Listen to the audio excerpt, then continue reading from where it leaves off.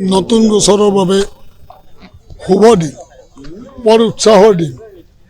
বাক্সা জিলা যুৱ মৰ্চাৰ অন্তৰ্গত আমাৰ হালবাৰী যুৱ মৰ্চা ভাৰতীয় জনতা পাৰ্টীয়ে আয়োজন কৰিছে এই দিবা-নৈশ ক্ৰিকেট খেলাখন। আৰু এই খেলাখনত উন্মোচনৰ বাবে আমি আমন্ত্ৰণ কৰিছিলোঁ আমাৰ ৰাজ্যিক যুৱ মৰ্চাৰ সভাপতি ৰাকেশ দাসদেৱ, তেখেতেও আহিছে। আমাৰ ইয়াত আছে ভাৰতীয় জনতা পাৰ্টীৰ যুৱ মৰ্চাৰ অনুপ দাস, অনুপ ডেকাদেৱ, তেখেতে উপস্থিত আছে।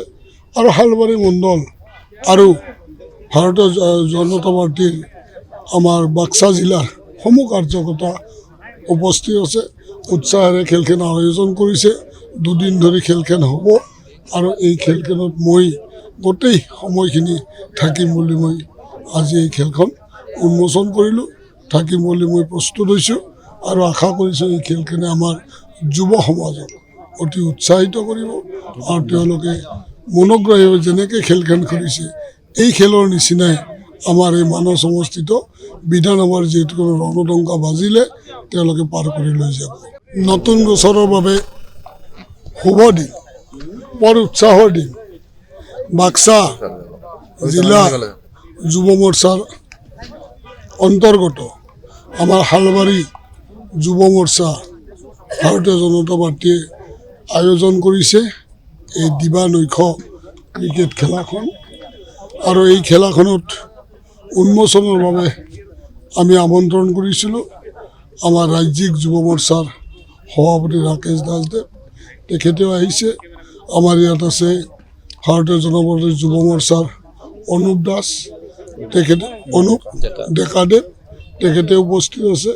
আৰু হালবাৰী মণ্ডল আৰু ভাৰতীয় জনতা পাৰ্টীৰ আমাৰ বাক্সা জিলাৰ সমূহ কাৰ্যকৰ্তা উপস্থিত আছে। উৎসাহেৰে খেলখন আয়োজন কৰিছে।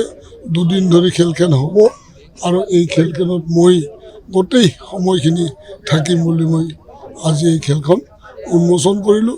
থাকিম বুলি মই প্ৰস্তুত হৈছোঁ আৰু আশা কৰিছোঁ এই খেলখনে আমাৰ যুৱ সমাজক অতি উৎসাহিত কৰিব আৰু তেওঁলোকে মনোগ্ৰাহীভাৱে যেনেকৈ খেলখন খেলিছে এই খেলৰ নিচিনাই আমাৰ এই মানৱ সমষ্টিত বিধানসভাৰ যিহেতু ৰণদংকা বাজিলে তেওঁলোকে পাৰ কৰি লৈ যাব। যিকোনো খবৰৰ বাবে যোগাযোগ কৰক আমাৰ এই নম্বৰত 9181 307 221।